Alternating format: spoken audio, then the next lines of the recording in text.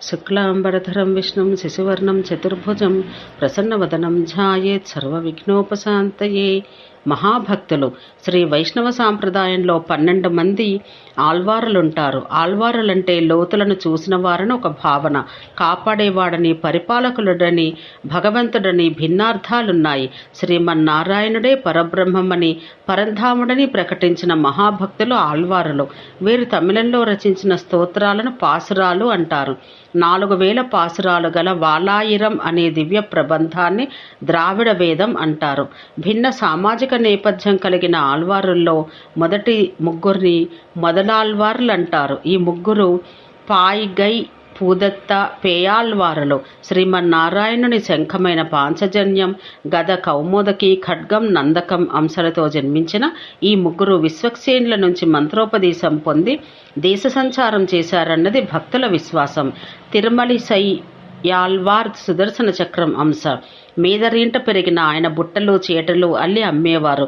వైష్ణవ సిద్ధాంతంలో ప్రముఖుడైన నమ్మాళ్వార్ చింత చెట్టు త్వరలో నివసించేవారని, 108 దివ్య దేశాల్లోని స్వాములను కీర్తించారని సాంప్రదాయం చెబుతోంది. నమ్మాళ్వార్ ఆత్మ వంటి వాడని మిగిలిన 11 మంది అవయవాల్ని భావిస్తారు. నమ్మాళ్వార్ తన 35వ ఏట ముక్కోటి ఏకాదశి నాడు పరమపదించారు.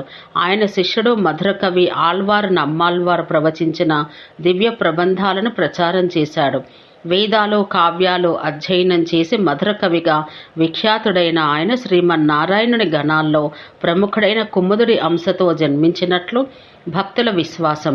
విల్లిపుత్తూరుకు చెందిన విష్ణుచిత్తుడే 7వ వారైన పెరియాళ్వారు.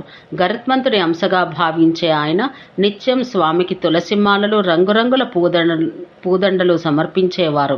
మధుర పాలకుడైన వల్లభదేవుడు మోక్ష సాధనకు సులభమైన మార్గం తెలుసుకోవాలని అన్ని దేశాల విద్వాంసులను ఆహ్వానించాడు. కొంత ధనాన్ని మూటకట్టి స్తంభానికి వేలాడగట్టించి ఎవరి వాదన అనంతరం ఆ మూట కింద పడుతుందో అదే సరైన ధర్మమని నమ్ముతానని ప్రకటించాడు. వటపత్ర సాయి కృప వల్ల విష్ణుచిత్తుడు విజేతగా నిలిచాడు. మహానందంతో 12 పాసురాలు గానం చేశాడు. కేరళలో దృఢవ్రతుడని దంపతులకు పుట్టిన కులశేఖరాళ్వారు రాజ్యాన్ని పాలించాడు. భక్తిరసమయంగా ముకుందమాల రచించాడు. విష్ణుచిత్తుడి పెంపుడి కూతురు ఆండాళ్ గోదాదేవిగా ప్రసిద్ధం. తిరుప్పావై దివ్య ప్రబంధాన్ని లోకానికి ఉపదేశించారు. తిరుమంగై ఆళ్వారు హరిచేతిలోని ధనుస్సు అంశగా ప్రసిద్ధి. శ్రీరంగనాథుడే ఆయనకు అష్టాక్షరి ఉపదేశించారట.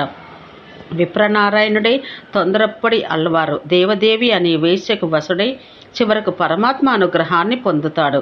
నారాయణుని గుండెపై ఉండే శ్రీవత్సమనే పుట్టుమచ్చ అంశ అంటారు. లోకసారంగముని తిరుప్పాన్నను భుజాలపై మోసుకొని రంగనాథుడి సన్నిధికి తీసుకుపోయినట్లు ఒక ఉదంతం బహుళ ప్రచారంలో ఉంది. ఈ ఆళ్వారును మునివాహనుడంటారు. మొదటి ముగ్గురు తప్ప మిగిలిన 8 మంది క్రీస్తు శకం 6-10 శతాబ్దాల మధ్య జీవించినట్లు ఆధునిక చరిత్రకారులు పేర్కొంటున్నారు.